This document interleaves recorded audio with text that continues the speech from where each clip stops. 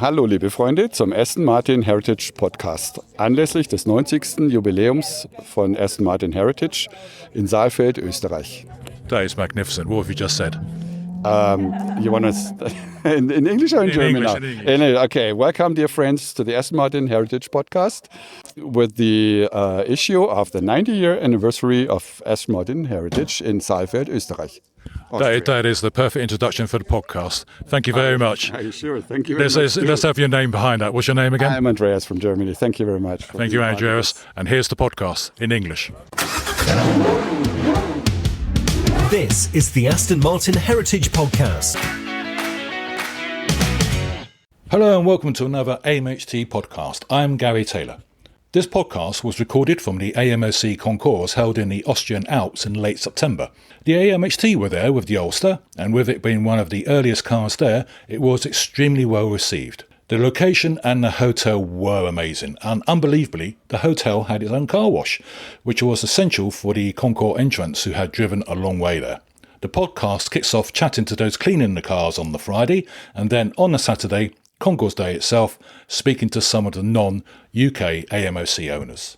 We also chat to some of the Concours judges to find out what it's really like to enter a car and what they do look for. Finally, on the Saturday evening, Dr. Betts addresses the gathering in the hotel, and we managed to get some extracts of the speech. Not the best sound quality, sadly, as there was a lot of echoing, but after some fiddling with the podcast knobs and switches, it came out more than adequate. Anyway, here it is. Growing the passion, sharing the stories.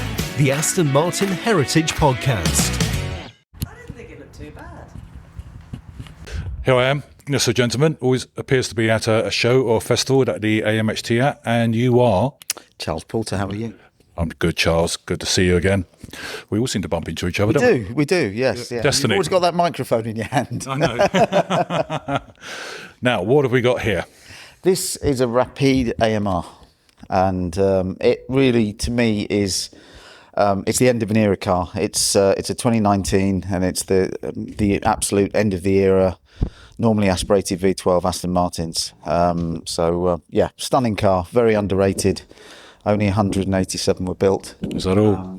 Only 47 in the UK, and only 2 in this colour combination. So pretty rare. I just saw around the corner I'm not being dismissive, a standard Rapide, and that looked lovely actually.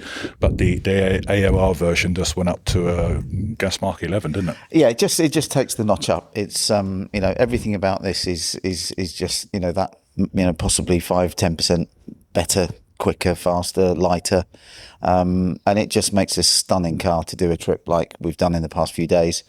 With the probably the worst weather I've ever driven in. But, I think a lot of people. I don't know what you're on about. I haven't seen anything, but everyone's complaining about the weather. I know. We've had it literally rained since the day we left, and yesterday was biblical. Driving on the autobahns, it was probably some of the most frightening driving conditions I've ever been in. And luckily, thank you to Aston Martin Stuttgart, who fixed our windscreen wipers because did they fail? They started playing out, and we wouldn't have been able to get down here if they hadn't fixed it. And they were super. You found them on the sat nav and found them on the sat nav. In fact, my wife just said, "Look, there's a dealer 20 minutes from here, and it's on the outskirts of Stuttgart." So we went to Porsche Central, and they fixed us. Oh, perfect. Yeah, so really good. Hats off for them. So you're in the concourse tomorrow, are you?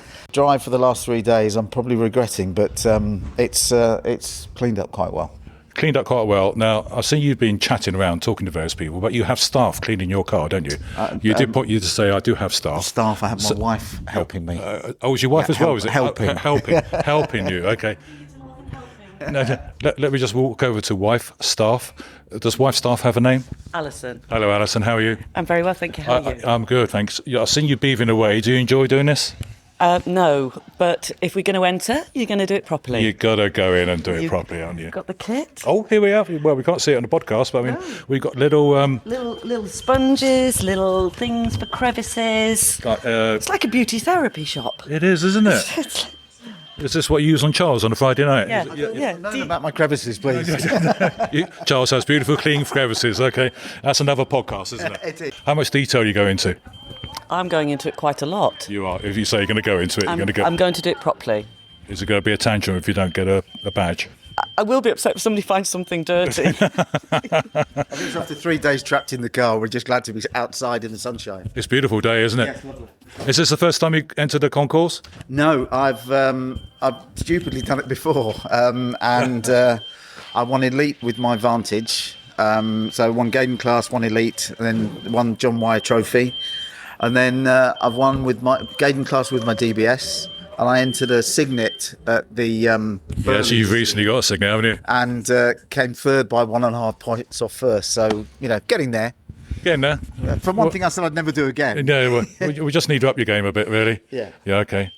Well, good luck for tomorrow. Thank you. We've got a chunk reverse in there, so I think it might be appropriate time for the beep beeps to. We stop now. Right, okay, great. Thank you. Good luck for tomorrow. Thanks, Catch you John. over the weekend. Thank you. And you're slacking, so you need to crack on. I need to do the engine bitty thing in there. Do the engine bitty bit. Engine bitty bit. Yeah. Don't be looking at that. Thanks very much. Bye. Cheers. Thanks, Gary. There's a queue for the car wash here at the hotel. Everyone's getting ready now from the tour, and I'm up against a most beautiful Aston Martin V8, Newport Pagnell Saloon, I think they call it, don't they? And a manual gearbox as well, a left-hand drive. Who am I with? What's your name? Frederik Jan Umgroven. Hello. Hi. So where have you come from? We drove from the Netherlands 2 days ago. Spent a night in the neighborhood of Munich, and then yesterday we drove through Bavaria, Tyrol, and Salzburgerland to Southfielden. And today I think most of us were on the Großglockner tour. That's quite some kilometres, isn't it? Do you got any idea how many you've done? If I look at it, it's about 1,600 by now. That's not too bad. Has the car behaved itself? Surprisingly well. Surprisingly well. Well, how's the driver been? Okay. It had been standing idle for about 8 years before I bought it last year, so we've been bringing it back to life slowly but surely.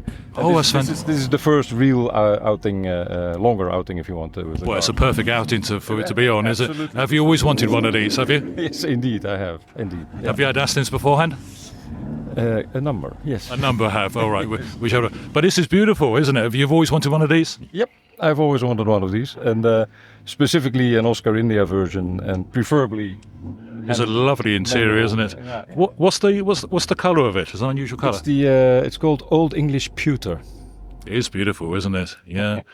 Okay. Well, I'll let you crack on. You don't lose your space in the car wash, and you're in the concourse tomorrow. I will be in the concourse tomorrow. At least the car will be, not me. But you both look fine. Thank you. Good luck for tomorrow. Thank you. Good. Bye. Bye. Well, as I said earlier, there's a lot of activity around down the car wash area. I've never seen so many Aston Martins around the car wash area, and I'm getting ready for tomorrow. And I'm up against a rather unusual colour, V8 Vantage. What's your name, first of all? My name's Lars. Lars. Hello, Lars. Thanks for joining us. What is the colour of this? Well, I actually don't know the exact color. I have always been looking for what the Jaguars call the racing green. Yeah. But this is obviously not the same. But I think it's dark. I think it's like a... Yeah, it's much darker. It looks almost black when the sun doesn't shine on it. It's a beautiful green, isn't it? It is. Thank you. I've actually been looking for it for many, many years. And then suddenly it was there and just right south of Copenhagen where I live. So it was sort of almost calling out for me to buy it. So it's the right color for me. Right color. I mean, it's a beautiful color. What year is the car? 2006. 2006. So quite an early one. Yes. Yeah. Manual gearbox, unusual. Yes, which it also should have. It must Yeah, have. yeah. Well, I'm with you on that one. Yeah. Okay, so how far have you come today? From Copenhagen, so it's about 1,200 kilometers. Okay, that's a reasonable journey. Yes, it is. Yeah. Okay, and you're in the concourse tomorrow, or you're just cleaning the car? Cleaning the car. I think I'm in the concourse tomorrow, but I actually can't remember if I signed up way back in March when I signed it. Just turn up. Yeah. Turn up. I'll have a word. You'll be fine. Well. And I see you got your assistant doing some cleaning as well. Yes, that's from the long trip with sort of bottles and stuff. So yeah, it's going to be cleaned inside as well. Hopefully the vacuum over there works. So it all works. Yeah, it's all good. This car wash area has been going at it all day. I think it's probably the first time that this car wash area have seen. I don't know. What's the line right now? Six Astons in line, there's and two in there, two being dried. So I'm going to have to take a photograph, actually. Well, good luck for tomorrow. I hope you enjoy the evening. I hope so as well. You're here throughout for the next 2 days? Oh, yes. Yeah. We're driving home on Sunday. Thanks very much for your time. Thank you. Bye. Bye-bye. And there's a rather delicious rapide here, and the gentleman next to me is, well, give me your name, gentleman. Mark Rolfe. Hello, Mark. We've met before, I think, haven't we? We have once or twice. I'm also known as the Area 15 rep. That's it. I thought it was. I couldn't quite remember. This is a lovely example. How long you owned this rapide? Just over a year and a bit now. So 11 months? 13 months now. Yeah. And you said to me, just as I approached you earlier, you said, oh, you're getting ready for tomorrow? And you say, no, because tomorrow is the concours. But you're not, are you? No, I'm not. I'm actually judging in the concours. So I'm not entering, but I am judging. It's probably a bit awkward to enter your own car, isn't it? Just a bit. Be a bit cheeky, wouldn't it? Yeah. Although I would be forced to judge a different class, I'm afraid. So what, have you had any Astons before the Rapide? Yes, I also still own that one. It's a 2000 DB7 Advantage. Yeah. And I've had that now for 14 years. 16 years now. Yeah. And this one, as I said, I've owned just over a year. I'm not selling either. I'm keeping them forever. That's my plan. I do like the Rapides. They're an underrated car. They're very practical. They handle lovely because they've got a longer wheelbase, haven't they? Yeah, I've spoken to several people at the Aston Martin factory who worked on these cars or drove them when they were produced. And they said of all the VH platform cars, this is the one that they would have because of the handling. Yeah. And they said it's absolutely sublime. So where did you come over? We left on the 18th, went to see some friends in northwest Germany for a few days.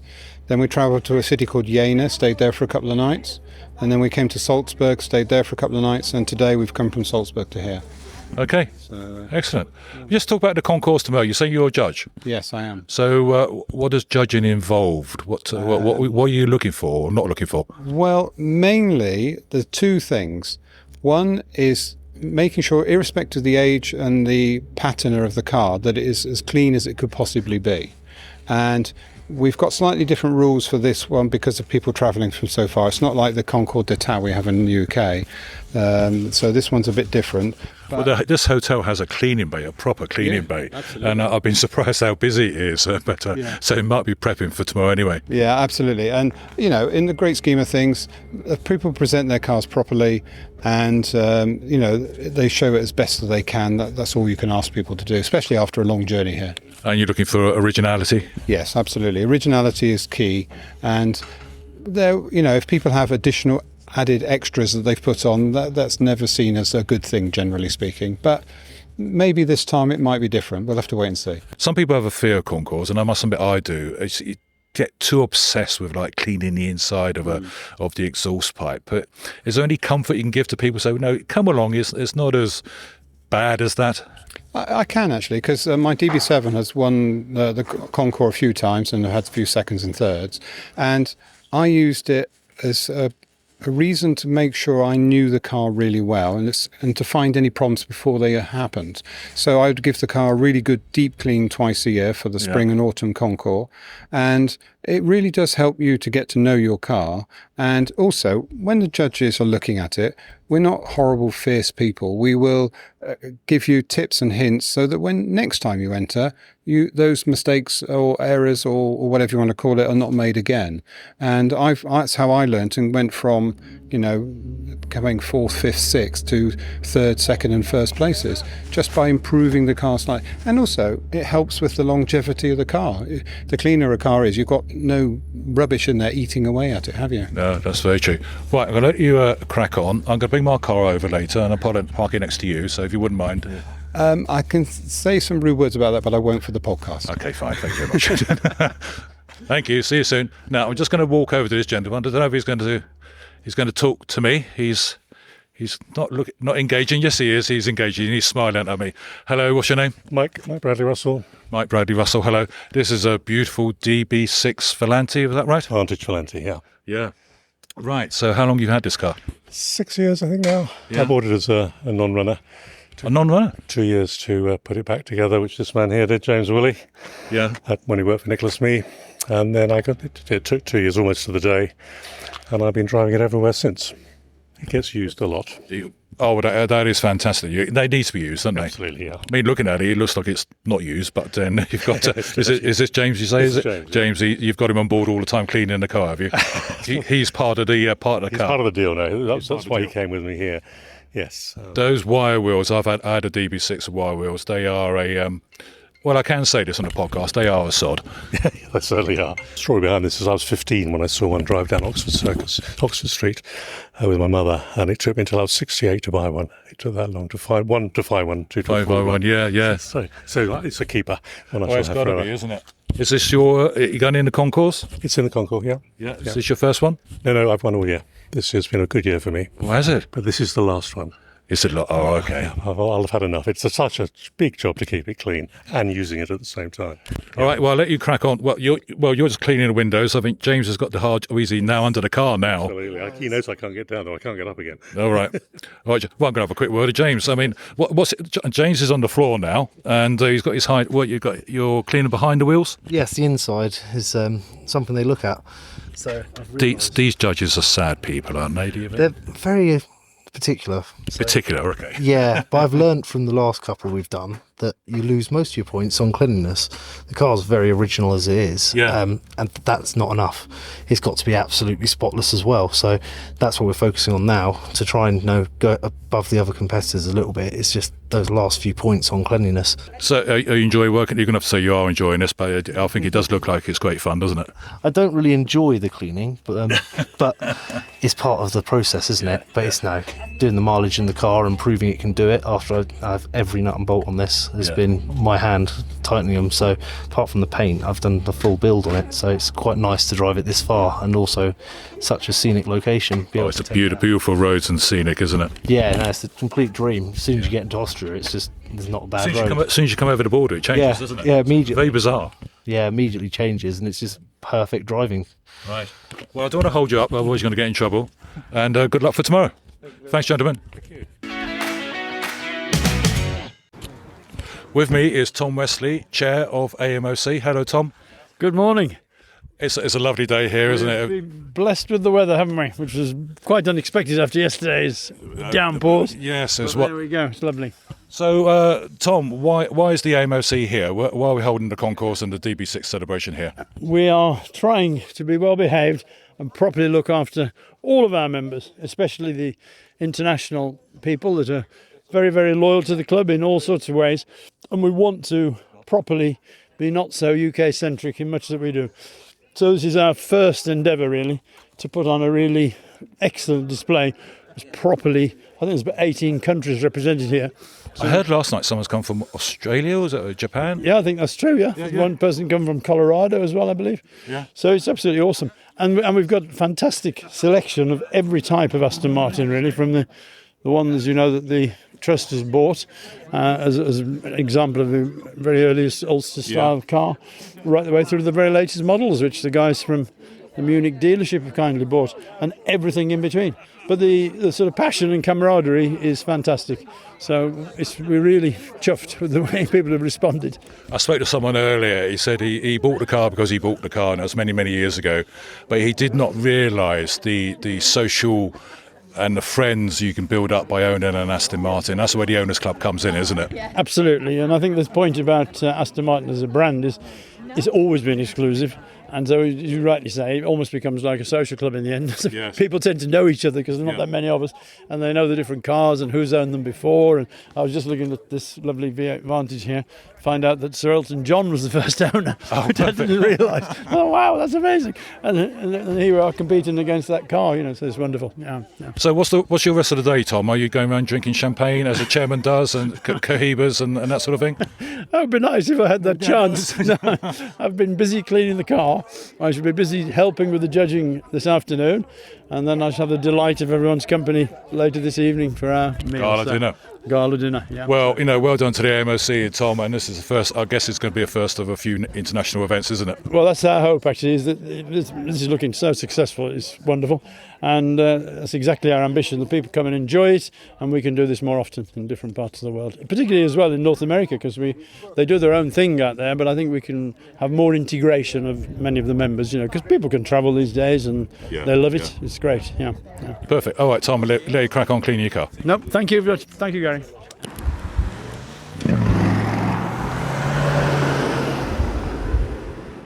Here at the Austrian Concours, part of the displays is they're also celebrating 60 years of the DB6, and I'm next to a rather lovely DB6 Mark II Vantage. Yeah. That's right. That's it. You're Kurt from the USA. I'm Kurt. I live in Colorado.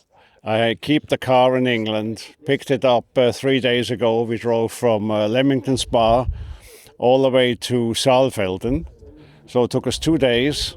And now we're here in Saalfelden, and we're going to do the post tour to Barty, Ottervaux, and then south of France.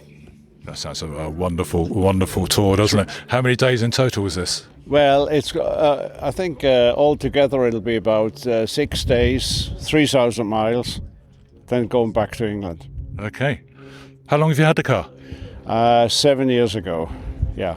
Right. Have you always wanted a DB6? Well, I mean, it was just I wanted a DB6, and then this car came up at auction, and then Stephen Archer kind of helped me buying it. Are you still talking to him? I'm not sure. We had a little funny story is because it had Weber carburetors, and then 3 years ago they were leaking and they had an engine fire.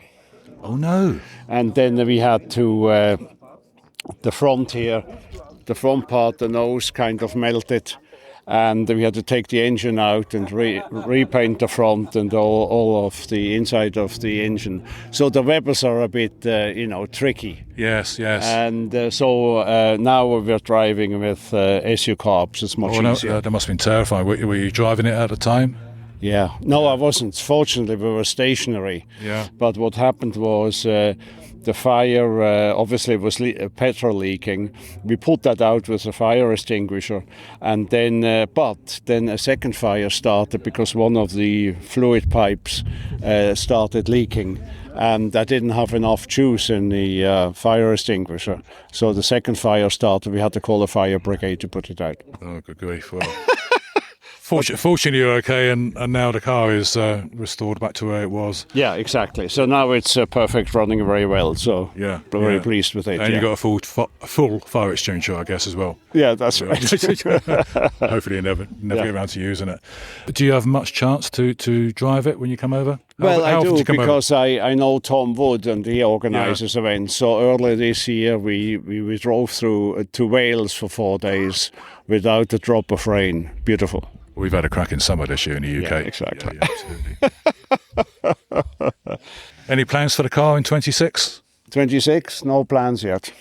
I'm sure something will happen. Tom Wood will be on your... I'm sure. He'll be ringing you up and saying, right, we've got this planned. Right. Yeah, we'll figure something out next year. So great. Well, thanks for bringing the car. Okay, very good. It's been lovely talking to you. Enjoy the rest of your day. Okay, will do. Thank you. You too. Bye. John Godley. Gary Taylor, Podcast Supremo, how are you? Mr. Taylor. It is switched on this time. Good afternoon, sir. Of all the places we meet in the Alps. It's destiny. I think it is destiny. It must be. Great. Well, I'm going to say what brings you here. I think it's statement of bleeding obvious, isn't it? What brings me here is a flight to Klagenfurt, about 150 miles south of here. Yesterday I drove up to Munich and then back down to a lake to see a fantastic DB1 owned by a German member, the best DB1 I have ever seen. And I've come back here, and when I can smell Astons, or I get a tingling in my fingers, and I know there are some Astons around. So I drove towards Salzburg, found a hotel last night, and here we are today. And you must be delighted because the sun is out, loads of Astons here. This is your favourite bit, isn't it? Well, Gary, it's absolutely fantastic because there is a shooting brake DB5 there. Last time I saw that was in Aston Engineering. There's the prototype DB4 next to it. There's the V8 DB5 next to that. And slightly to the right is a DB6 shooting brake. Now, I've seen that on films, in records, in press ads, in auctions, but I've never seen it in the metal. So it's worth coming here to see that and this fantastic special bodied Aston. Yes, I saw that. What is that? Well, I'm going to either make a mistake and say it's Alemanno or Touring, but it's one of those two, or Bertoni. But I think I will ask the owner, and please cut this bit out because I've probably guessed wrong. No, that's fine. I mean, it's like I can't remember the last time I saw any of these shooting brakes. They are beautiful cars, aren't they? Absolutely gorgeous, and they are the proper Harold Radford ones. I mean, the FLM panel craft ones. Both of those are excellent, but I've never seen. I've only seen 2 DB6 shooting brakes before. One came from Germany, but this one, I think, was sold 2 or 3 years ago. I think it may have even been in the States at some time. So basically, Gary, this is just a little Aladdin's cave and a cosmopolitan mixture of cars from all over Europe, and it's just wonderful to see. I was just going to walk her down to the general Aston Martin car park, because I'm standing here in the concourse area, so I was going to look, and I think the Aston Martin car park has got some lovely specimens, and you've just come from there. Yeah, there's an OHMS DBS, one of the modern DBS in the colour of the Her Majesty's Secret Service. That's come from England, and next to it is one of the RAF Red Arrow spec V8s. All right, yes. So that's worth having a wander around to have a look at those as well. Okay. But what's great about it, Gary, is there's cars here from obviously Austria, because that's where we are, from Germany, and also from the Netherlands, and a lot have come and made the trip from the UK. I had the easy route of flying in, but those who drove, hats off to them, because I think the weather wasn't particularly great. Oh, it was quite shocking apparently on the Friday. I've been here for a couple of days. One thing I have noticed, John, when I was here yesterday, I don't think I've ever seen so many Rapides altogether. No. Perhaps it's a European thing. Well, it's such a great car for long distance travel, and it's well, as you know, in the UK, the second-hand values of them make them very practical cars to have, even as day cars. So it's great to see the Rapide, because I always think that they are not necessarily the forgotten Aston, but like David Brown Rapides, they don't get the cachet of the two-door cars. Oh, they're lovely, and I just saw so many yesterday. I thought, whoa, fantastic, so excited. So when's your Aston nose? When's the next sniff taking you? Well, hopefully, in fact, I've seen the photographs. There's a book coming out on V8s by a French gentleman called Etienne Drico. Right. He photographed my car, I think it was about 18 months ago now, but he did a fantastic couple of books on the DB4, 5s and 6s. Oh, and Etienne's here, actually. Oh, is he? Oh, fantastic. I shall see him. I saw him over there. That's brilliant. Yeah. And his V8 books are coming out, I believe, in November or December, and I'm grateful for him to select my car. 591 VEV hasn't been seen for a while, but it's in the book, so I'm very thankful to Etienne. Even more provenance for a magnificent car. Well, nice of you to say, Gary. And a magnificent owner. You never let me down. Well, even going back 35 years, Gary, you were a magnificent new sheet editor. That shows how no, old I wasn't we an are. editor. I was Sorry, you had the annual magazine, didn't you? The annual magazine, yeah. And I've still got every copy. So next time I see you, Gary, I'll get you to sign them before I pass away. Hopefully not for a long time yet. Nice to see you, John. Cheers, Gary. See you later. Bye-bye.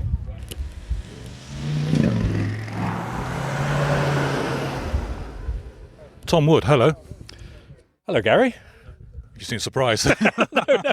No, there's your name, isn't it? It is my name, yes. I doubt stone window silence. Okay, right. You're one of the judges here, aren't you? I am, yes. I'm doing the Gaydon Era 3, which are the modern Astons. Gaydon Era 3, yeah. I mean, because there's so many Gaydon cars now, you tend to be dumped into second century, which can be a bit confusing. So Gaydon 3. So how many cars have you got to look at? Just 3, thankfully. That's all right. There's 2 judges, so just me, and the chap who's helping me is new to the game. Has never done it before, so I'll be showing him the ropes. So I actually do some preparation for these podcasts. It may surprise some people. And I was looking... Don't laugh, Tom. No, so I looked up last night, and obviously these cars they have like 100 points, and I always seem to think they started from the bottom and get awarded points, but each car starts with 100 points, and then they get knocked down, don't they? Correct. That's right. Yeah. Now I think the 100 points, if I remember correctly, it's split into a number of categories. Yep.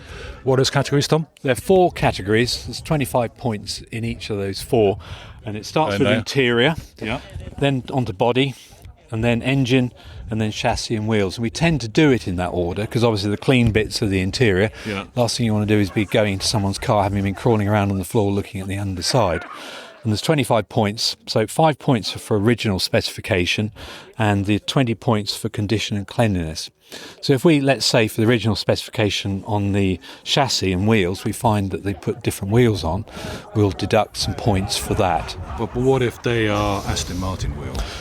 They should be as they left the factory. That's what we're looking for, the originality, isn't it? It is difficult to tell because there's so many specifications and people will change the colour. Yeah. Obviously, if a wheel is curbed, sometimes they would have been silver and they get them painted black. If they've been diamond cut, sometimes they change that. So it varies. Let's just have a look at this car here. So how do you know what is original? I mean, it's a tricky one because there's so many. I think you can probably sense a smell of something that's not quite right. I think with a car, we're looking at the DBS Superleggera at the moment, which has got a predominantly cream interior, but the backs of the seats are quite a nice red, and the dashboard is red, steering wheel's red. I would say, there's undoubtedly all that is original. You're not going to change that on a modern car like this. The change in specification tend to be with the older cars, so the DB range from the 5, 6s, that sort of range where they've been retrimmed and stuff like that. Okay, so you probably find the more modern cars, they get awarded higher points. Well, they'll get 5 points for their specification. There's no way that you can start taking points off. When it comes, if the class winner enters the following year, it has to go into the elite class, and at that point they have to provide a build sheet, a specification from the factory, which has to be provided prior to the actual event so that the judges can view it and make sure that the car is still in original specification. Do the owners feel like their car's been criticised? Some of them do. Do they hang over you while you're going around? Well, we try and obviously we need the owner present to open the bonnet and to answer questions. But what we don't want them to do is to be looking over our shoulder and criticising everything. Oh, I've written down there's a piece of speck of dirt or whatever in there. If you find a CD's a bit outdated now, but if let's say you find a cable for the sat nav or something like that in it, that shouldn't be in there.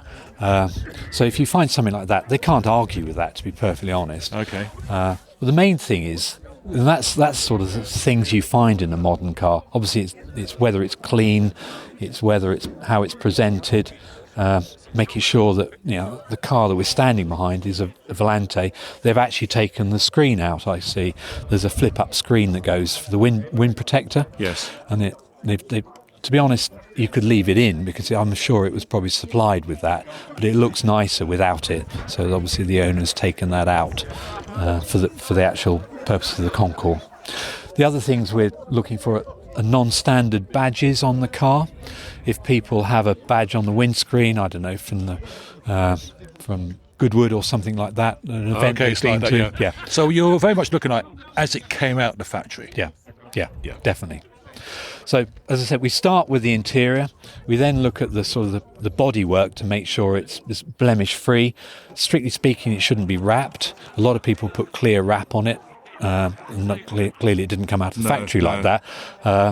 And this car in particular has got a wrap on it. You can see it here. Oh, has it? Yeah. Oh, yes, I wouldn't. Yeah, okay. So you've got to know what you're looking for. So this will automatically get a point deducted for wrap. And the main thing is that if all 3 cars are wrapped, then they'll all get 1 point deducted. So they're all level? Yeah, they're all level anyway.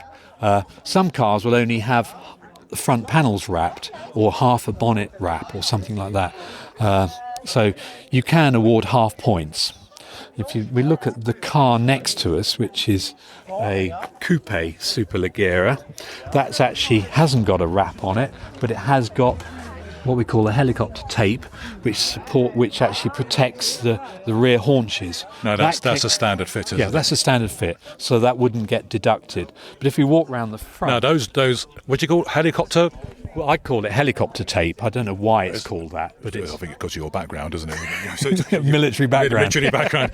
But they can look a bit skanky after a period of time, can't they? Well, they pick up the polish on the polish line. Yeah. But you can, if you're careful, you can actually keep them nice and clean. Yeah. But then, to be honest, they're not that difficult to replace. They're there for a reason. Yes. It protects the haunches, but they do get damaged. Right. So you can actually have them taken off and reapplied. But this car doesn't look to me... Oh, it does. It does have a wrap on the front, I think. Was it? It's very thin, though. It's difficult to tell. There is a line there, on there. Okay. But... they're very clever these days, aren't they? Yeah, there is a wrap on it. Okay. Yeah. So this has got a wrap on Oh, the you can front. see it there, yes. So, strictly speaking, a car that's fully wrapped would probably give it 1 point off, and a car that's half wrapped would give it half a point. The main thing is to be consistent with all the cars you're judging. So if you find a defect on one car, you're not deducting 1 point on that car, first car, and half point on the second car, or 2 points. And this is what we get sometimes from people who've entered their car in consecutive years. They'll say, well, last time I got 5 points deducted total, but you've deducted 10 points this year. I said, well, we see different things. There's been a year since you did it anyway, since you were last in the concours. Right. You may have picked up more road damage. There may be a chip in the windscreen.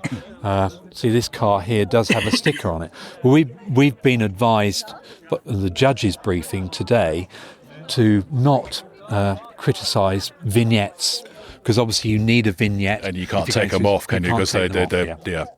And also there's a tracker on, not a tracker, there's a toll bleeper on this one as well. But strictly speaking, you'll see there's something below that. It looks like a silver, like an iPhone. Yeah, that shouldn't be there. Okay. But the one above the wing, the rear view mirror, is the toll reader. So that we've been advised that we won't deduct marks from that. Now you're going to have to help me, because I might have ruined someone's day. Somebody came up to me earlier and said, "Can I put an Owners Club badge on a windscreen when I get deducted?" You must have an Owners Club badge on the car somewhere. It can either be on the grille. I said yes. It can either be on the grille or on a removable one from the windscreen. If it's an Aston Martin Heritage Trust badge, do they gain a point? No, they shouldn't really have one in. You're not my favourite person, are you? No, okay. You and I will have a conversation later about this.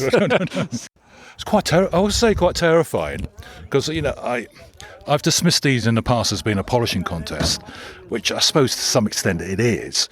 But I think, well, I saw someone yesterday cleaning a Rapide and had the cotton buds out, and I think, I haven't got the patience for that.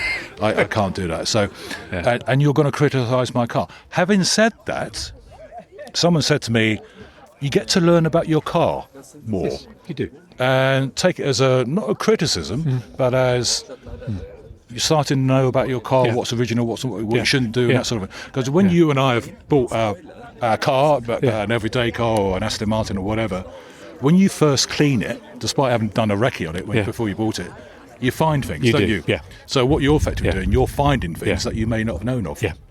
It's a way of improving the car, because obviously if you enter your car for the first time in a concours and you come, let's say, 5th out of 7 cars, then you're given a whole list of the things that were found. If you want to enter it next year, the first start point is to go through the list of the things that were found the previous concours and try and improve on those. Yeah. There comes to a point where you've got to decide, if the car needs a respray, well, are you prepared to do that? Or if the front end needs a respray. So it depends to a certain extent on how much money you're prepared to spend. And cars do deteriorate if they're used. Components do go rusty. Is that it for this year, Tom? Do you think concours? Yes. Yep. Autumn concours is the final one of the season. Yeah. So next year I think is up in AMHT. In Northumberland. Northumberland. Yeah. All right. In June. Good. Well, have fun there, and have fun totting up the results from these. Thank you, Gary. And I hope the owners are encouraged by that. I say I'm quite encouraged. I always came into it quite negatively, but I'm going to say, oh, hang on, I now know about the car, and it's a journey learning experience. You get to love the car more, maybe. Yeah, definitely. Tom, thank you very much. Thank you, Gary. Cheers. Pleasure. Growing the passion, sharing the stories. The Aston Martin Heritage Podcast. The AMHT have brought over our Ulster, the 1934 Ulster, 91 years old, and a fan of the podcast has come over. So your name is? Martina Spans. Hello, Martina. Thank you for coming over. Thank you for recognising the podcast and being an enthusiastic listener. What do you reckon to the Ulster? You're sitting in it. Well, first of all, thanks so much for giving me the opportunity to sit in it, because I do realise this is like a very prized piece of history, of Aston Martin history. Do not even scratch it. I mean, no, I'm looking at your fingernails. They're okay. Yeah. All good. All right. Yeah, no, it's really, really special to also doing this weekend to, of course, see so many Astons in one place, but also to sort of experience all these different Astons from all different generations. And, you can all see they're all sort of built for the driving spirit, really. They have. And this car, I mean, it doesn't hang around. I mean, it would hold 80 mile an hour, which I think in kilometres is 160, so probably 130, something like that. 130 like kilometres, that. Yeah, something like hold that all day. I think whether the driver could hold that all day is another thing. Yeah. Well, I mean, good earplugs, I think will do the job. Yeah. Do you like the older vehicles? I do. So myself, I have a 1974 V8. I've had that for nearly 20 years now. Oh, fantastic. 1974 V8, Advantage or standard? No, just a V8 Saloon, I think they called it in the UK. Okay, story behind that, colour, spec, what is it? So it's blue. I forgot the exact name of the blue, but just like that Vantage over there. Okay. And like I said, I've had it for nearly 20 years. It's like there's a funny story in that. So when the DB9 first came out in 2004, I was, I absolutely fell in love with the brand Aston Martin. So you start looking like, which one can I afford? And of course, all the advice was never buy the first one you can afford. But of course, that's what I did, right? We've all done that. It's hard to think the DB9 is 20 years old or more, isn't it? It is, yeah, right? Yeah, it's already become a classic, yeah. There you go. I bought it and then first had to restore it a little bit. Drove it for, after that, drove it for many years. And now since the last 5 or 6 years, it's in restoration again. So unfortunately, I wasn't able to bring it out this weekend. Okay, right. Any adventures in the car? Have you been anywhere? So all over Europe, to the UK a couple of times, visiting some of the events over there. Obviously, when my husband and I got married, it was our wedding car. It's really part of our life. Perfect. So I think there'll always be an Aston Martin in your garage at some point, do you think? Absolutely. As long as I can maintain and keep it there, that there will always be an Aston, maybe even more than one. It gets under your skin. It tends to happen that way. Build up a collection. Absolutely, yeah. Perfect. All right, thanks so much for your time. Thank you too.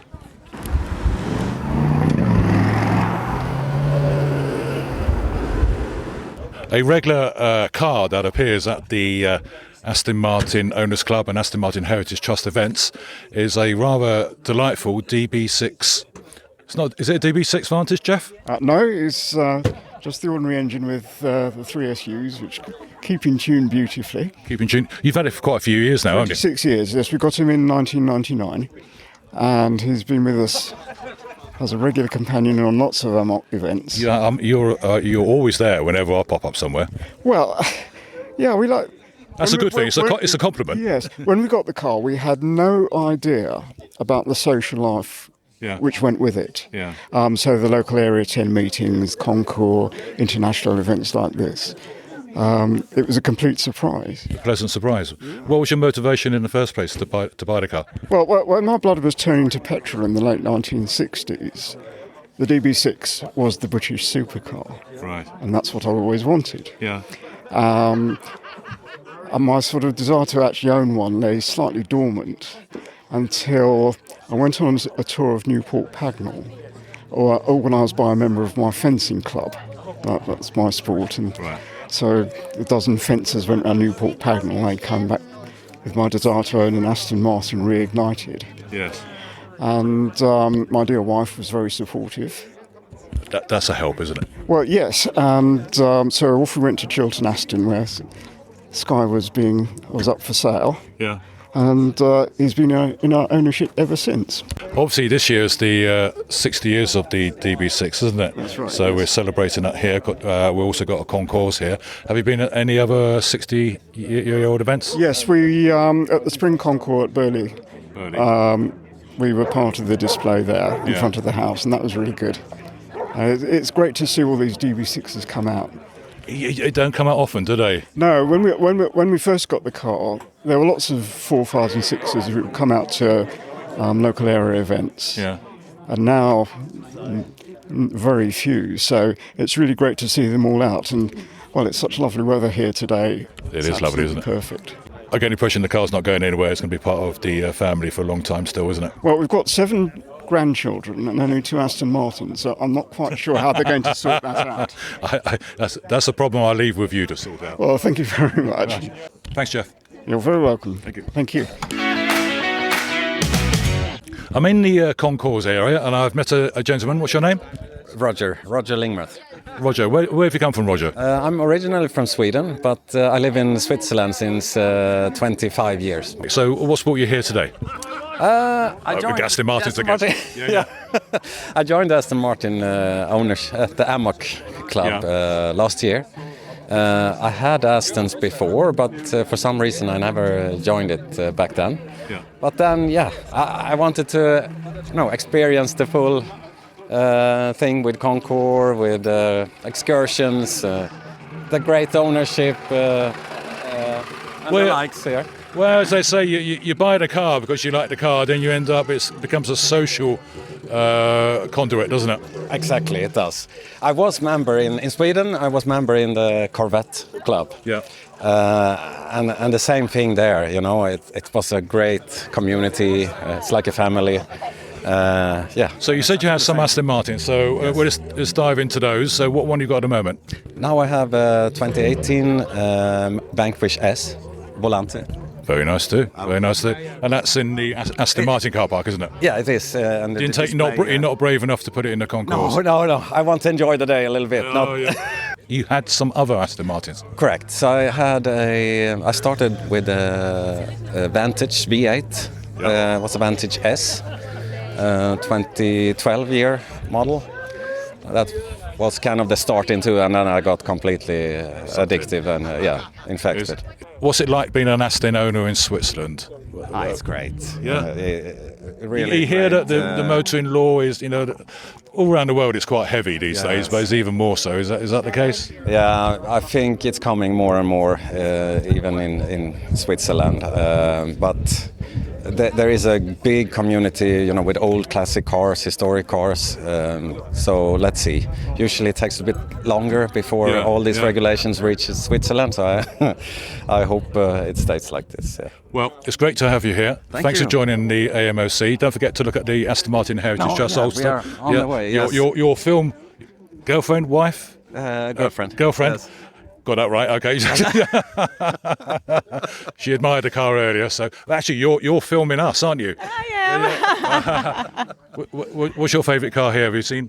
The old timer one. The old timers, they're the we're best. Talking about the 34, huh? Yeah, the Ulster It's 1934. super nice, that one. Yeah, we brought her away from England, and she's going back tomorrow. And so good condition. Yeah, and she's used a lot. She runs, so it's good. Oh, that's great. Okay, well, if you go over and schmooze over to the people over there, they might let you sit in it. All right. Thank you. Have a nice day, Gary. Bye. Ciao.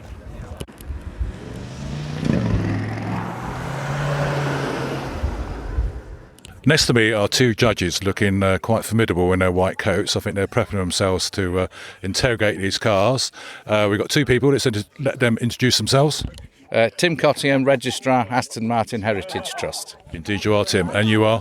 Kees Huizenveld, owner of Noble House, which is a Dutch Aston Martin heritage dealer. We are judging 55 cars. We are roughly with 20 judges. We are on the class on the right-hand side. Which class is that? V8. The V8, 70s, 80s. And we have to judge 7 cars today, which is nice because the sun is shining. Yes, it is. It's not raining. Yeah. Everybody's out. Everybody's happy. And we are just talking about nice original cars. A lot of these cars are worked on, which is logical because they're 40 years old. But when you find something fully original or mostly original, that's very, very rare nowadays. So we're going to take a look at one of the cars which is not on the concourse, but is an original car which is just nice to see. So that is here, is it? That's here, yeah. It's behind the flags. That's a German V8, original two-tone. And we're going to take a look at it. Yeah, it's an American car. It's come over from the US, and it's silver sand Madagascar brown with a brown leather interior, piped form. It's very exciting. It's my car of the day. I'm not saying it's the most valuable, but it's the most surprising, most interesting. You sometimes find out that the cars in the car park not entered, they flag up. That's of interest. When's the judging going to start? After lunch. So when you're fed and relaxed. Yeah. It's probably the wrong time, but it'll be fine. We'll deal with it properly. We'll have an enjoyable session later on. Enjoy your lunch when it comes. Thank you, Gary. Thank you. Thank you. So the concours judging is happening now, and I'm up against a a beautiful N400 V8 Vantage, and the owner's next to me. Hello. Hello. Hello, what's your name? My name is Koen van Riel. Good van, and your car's just been judged, hasn't it, for Yes, the interior? For the interior, yes. What's it like having your car judged? It's exciting. Yeah, it's the second time, but it's exciting. I like it. Yeah. They say you get to learn more about the car actually when somebody else comes along and inspects it. Yeah. Is that the case? That's the case. Yeah, and they point out little things you haven't noticed or you don't know of your how shall I put it? Where you do not notice them in normal use, but here you see the little things you have to keep in order. Huh? Okay, because I noticed that they had the rear hatch open and they pointed out a few things. Can you remember what it was? Yes, there is a little bit of. We're just opening the hatch now. Here we go. Good. There's a little bit of touching. Oh, okay, yeah. On the back from the lid somewhere. Right. I don't know where, but it's not supposed to happen. No, of course. So I think maybe it needs to be a little bit adjusting. I don't know why this is, but I never noticed it. That's the thing, isn't it? You don't notice these things. Yeah, so that's fine to notice. Yeah. I've been told it helps improve the ownership experience of the car, because now you know about this. You think, well, I'm going to correct that. Yeah. And next time, they can't take a point off. Yeah, that's right. Yeah. How many times have you entered the car over the years? This is the first time with this car. Yes. Oh, right. Yes, this is the first time. But the beautiful thing is, judging like that, you think, well, okay, I'll just improve that and I'll get some chips sorted out. Yeah. Well, good luck with the rest of the judging. Okay, thank you. I hope they're kind. Yeah, I hope so too. So thank you so much for your time. Yeah, okay, you're Bye. welcome.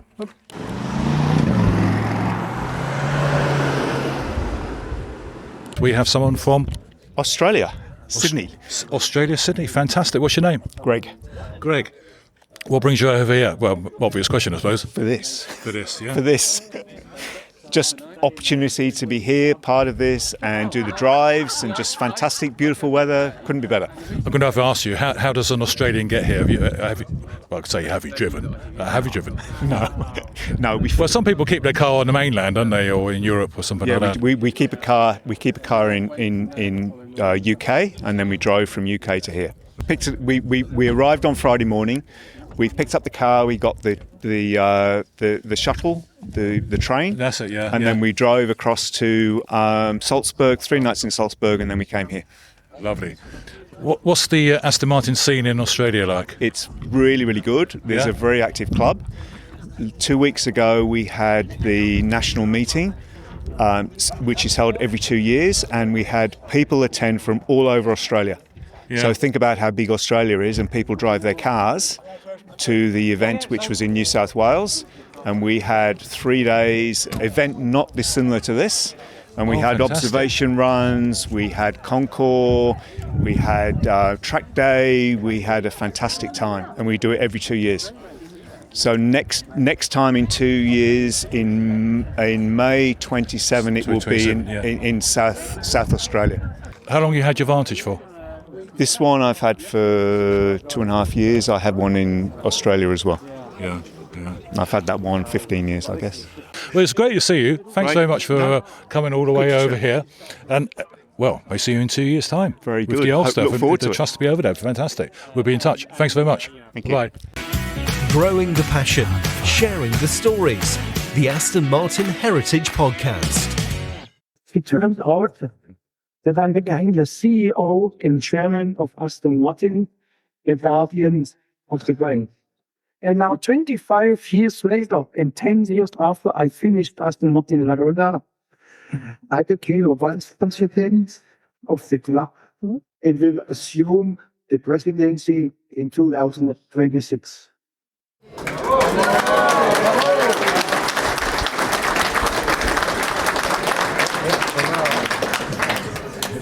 This year, they have one of the oldest car clubs with a truly global presence is celebrating its 90th years anniversary. More than 250 Astons of all ages, more than 400 people from 17 countries, including all Europe, Australia, US, and of course UK, which I still own to Europe.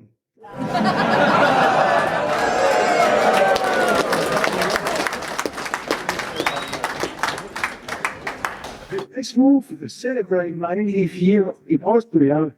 The club demonstrates very keen its ambition to be in the future even more global and open to bring more people together in developed friendship across the world. In the last 25 years, the global car park of Aston Martin has gone up from about 20,000 cars to about 110,000 cars, a multiple of 5 to 6 times. Around 60,000 of these cars are from my era. The club has not grown with the same speed.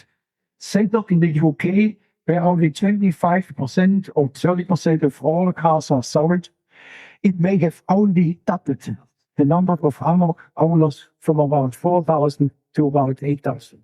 The target must be 10,000 in a not too far future. The new license agreement with Aston Martin Lagonda should be the benefit of both the Wagen and Aston Martin Lagonda.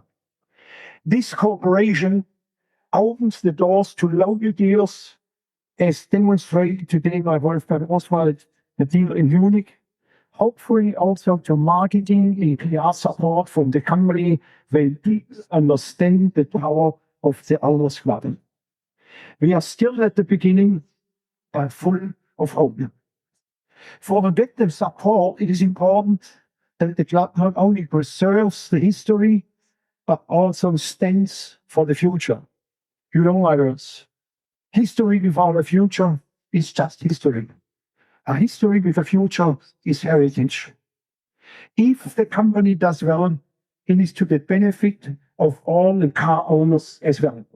In 2000, the value of a DB6 was around 30,000 euros. Today, it's 300,000. A DB5 in 2000, 70,000 euros. Today, 700,000.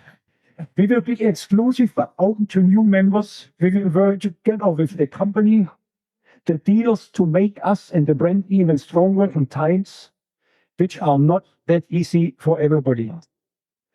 I will try to support this effort to be attractive for more people globally.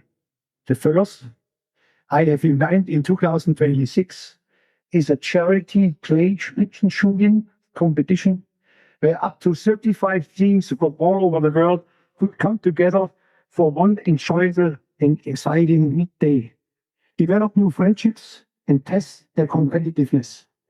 I would invite not only owners, club members, but also dealers to bring their best customers, or Aston Martin Lagonda, or a team of supplier, or a team from the Formula 1 team.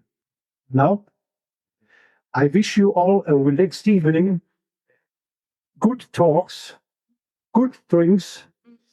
There are some good wine in Austria. Don't talk about the weather, it could have been worse. And finish with a little bit of Vogelbeer Schnaps that Austria is famous for. God save the king, and God bless Aston Martin.